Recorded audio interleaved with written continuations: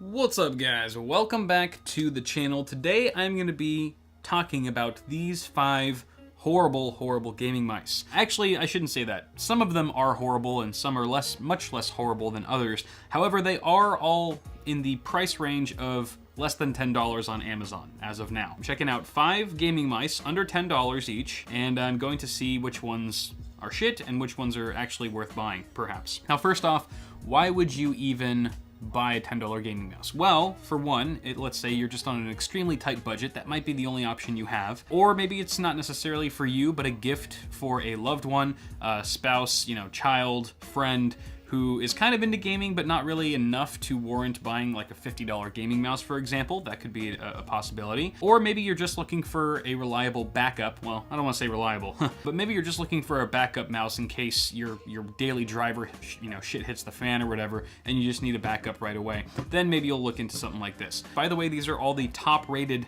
some of the top-rated user-reviewed mice on Amazon, so that's why I picked them. And I've already arranged them here in front of me from my least favorite mouse on your right to my most favorite mouse. And I'm going to be going down the line from worst to best, explaining what works for me and what doesn't. So on that note, why don't we go ahead and take a look at our first contender here, which is the Bengoo. These all have funky names because they're all, Chinese OEM knockoff brands or whatever, and a lot of them are using the same parts and whatnot. But this is Bengoo, and you can always tell it's Chinese OEM crap because it's got like 3 different names. It's got like GameStart, Hemzone, and then the product page on Amazon says Bengoo, so who knows what it's really called. Honestly, the comfort level is fairly good. I like the shape, I like the feel when I put my hand on the mouse. I am a claw grip user, so bear that in mind. That's the perspective I'm looking at all of these reviews as. Yeah, the comfort level is actually pretty good. It's fairly comfortable for my hand and the way I use mice. However, it is fairly lightweight. It's actually the lightest mouse, I believe, in our lineup here, and I prefer a bit of heft to my gaming mice, and this is just far too light for that, so I would have to dock it some points there. Also, I forgot to mention this, that all of these mice are using optical sensors, and all of them are horrible. That's just nature of the beast. It comes with the territory that if you buy a $10 gaming mouse, you're gonna get a pretty lousy sensor. So just for the sake of argument, assume that all of these sensors are the equal amount of suck. Now, my biggest gripe with this mouse is that the buttons are all super hypersensitive. First of all, they're springy, especially the front and back buttons. They are incredibly springy and not very tactile at all. They're rather mushy. Aside from that, the buttons are just really easily pressed, and I experienced a lot of misclicks when I was trying to game with this thing. Just, from moving really fast, I would turn really fast in game and then accidentally hit the side button. It's also fairly cheap. I would say this has the worst build quality out of all 5 of the mice here. Not just in terms of just how light it is, but also the scroll wheel seems really kind of wonky, and the DPI buttons in particular. Like, listen to this. Is there even anything in this mouse? It's just completely hollow. It's just like hollow plastic clicking. Yeah, so it doesn't sound very good, not very satisfying to click, too sensitive on the buttons pretty much everywhere. However, it's comfortable. That's the one redeeming quality. However, I still would not recommend it, even for $10.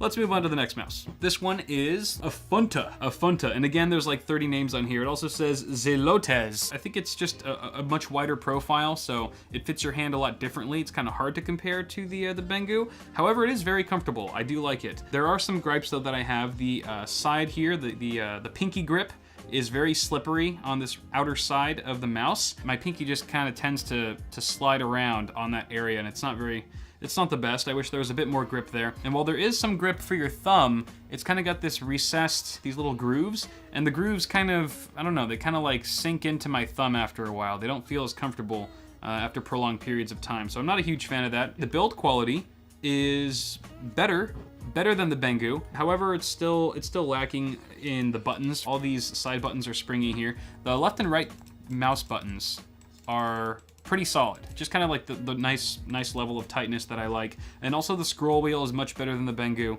And the scroll click requires a bit of actuation force to actually click in the scroll wheel. I wish it was a bit easier. It does have a DPI button for up to 5500 DPI, which is nice. It's also got a braided cable, a braided USB cable. Actually, all these mice have braided USB cables, surprisingly, except for this one, which is a USB, but it's got kind of a rubber rubber material, and I'll get into that later. So my main gripes with this mouse is that I'm not a fan of the pinky grip that's super slippery on the outside here.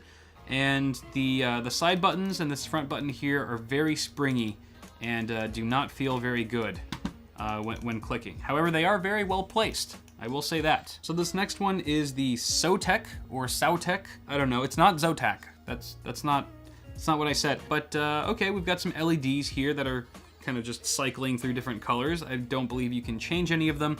Just like the Bengu, I didn't mention that. It also has a bunch of funky colors, 7 I believe, that just cycles through. The side grips here, this side grip on the outside is much better than the Afunta, which is a little bit more like kind of a rubberized material. And the inside thumb grip is also nice to rest your thumb on. However, it does feature those same grooves that we saw on the Afunta, which I'm not a fan of again.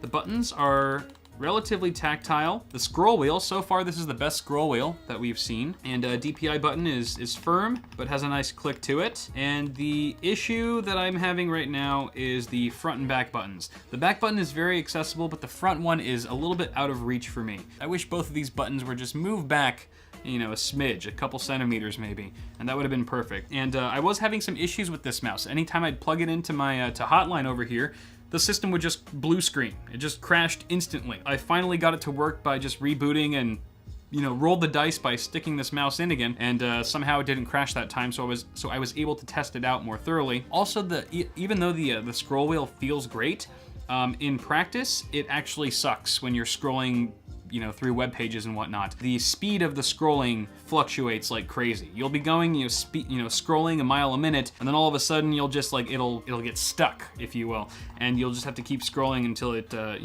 evens out again. So that wasn't really good. This is the only mouse that had an issue with the scroll wheel like that. Next up, we've got the Sodi, and actually on the top of the mouse here it says James Donkey. I don't know. But you can see it's got some nice orange LED accents that are very subtle. It's got a subtle glow on the back end, as well as kind of peeking through the DPI button in the middle, you know, at the same time.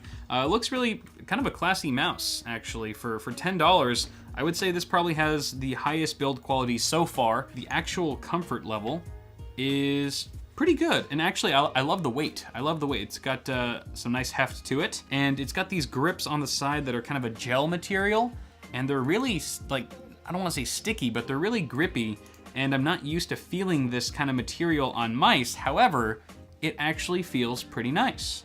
I wouldn't mind using this mouse, just for things. The scroll wheel is also very sturdy. It's not wobbly at all. It's got a nice firm click, and left and right buttons are fairly tight. The side buttons are probably my one complaint here. They're a bit springy, and this does go up to 2000 DPI. I wish it went a little bit more than that. It's also got an on-off switch on the bottom here. Oh, that's just for the LEDs. And again, this is the one mouse that doesn't have a braided cable. Instead, it uses this rubber cable, and it's very strange. I don't know why they used rubber. Maybe it's just to go with the style. However, I think rubber for a cable is not the best because it gets snagged on things easily. There's quite a bit of friction. I'm not a huge fan of that. But overall, this is a very comfortable mouse, and if it wasn't for the crappy sensor, I'd probably even pay more than $10 for it. So that's gonna bring us to our last and my favorite mouse personally, which is the TechNet Raptor. And this mouse looks very similar to the Cooler Master Sentinel. If you remember the CM Storm Sentinel, it looks very similar to that. I'm curious to know if they've got, this working with the same OEM at some point. However, it is different, and it's super comfortable. It is my favorite mouse in terms of comfort level, just because it matches the shape of my hand very naturally. But what really impressed me with this mouse are the switches. The switches for the left and right buttons are incredibly tight, and they feel really good to click. You wouldn't even think that this is a $10 mouse. Also, the front and back buttons, while they're not as high quality, I would say, as the James Donkey over here, they do not feel springy at all. They are simply like, you go less than a millimeter and it's just a click. There's no spring action whatsoever. It's just no bullshit. You press it and it clicks. It's a very satisfying click. Again, they're plastic switches and they're a little bit on the cheaper side. However, it still feels really good and tight. That's what she said. You got a DPI button. I believe this goes up to 2000 DPI as well, just like the Sodi. And again, 6 buttons. It's got blue LEDs all around on the scroll wheel as well as the body, kind of on 3 different areas there. And the scroll wheel is actually fairly nice as well. It's got some loose scrolling action. It's not too rigid, and the scrolling button itself, the scroll click, feels just right. And it does have a little bit of texture on the sides here. So where your ring finger or pinky would go on the outside, and where your thumb goes, it's still really smooth plastic, and I would have liked a little bit, like just a bit of grip material. However, they've just got a little bit of etching to create just ever so slightly a sensation of grip. However, it is definitely notably more slippery than the SODI with its gel grips. And it's got a black braided cable, very classic. And overall, super comfortable mouse. Switches are good, everything's good, everything checks out. So for 10 bucks, yes, I would recommend this mouse. I would even recommend the SODI. I would recommend the James Donkey any day of the week. But if I had to choose, I would probably go with the TechNet Raptor. This is by far the best $10 gaming mouse I have ever had the privilege of using. If you guys are interested at all in any of these gaming mice, go ahead and check the description below. I've got links all there. However, be warned, if you pick up any of these 3 mice over here, I am not liable or responsible for any kind of pain that they may cause. I would recommend the James Donkey. Hop on the James Donkey, yo. This mouse kicks ass for 10 bucks as well.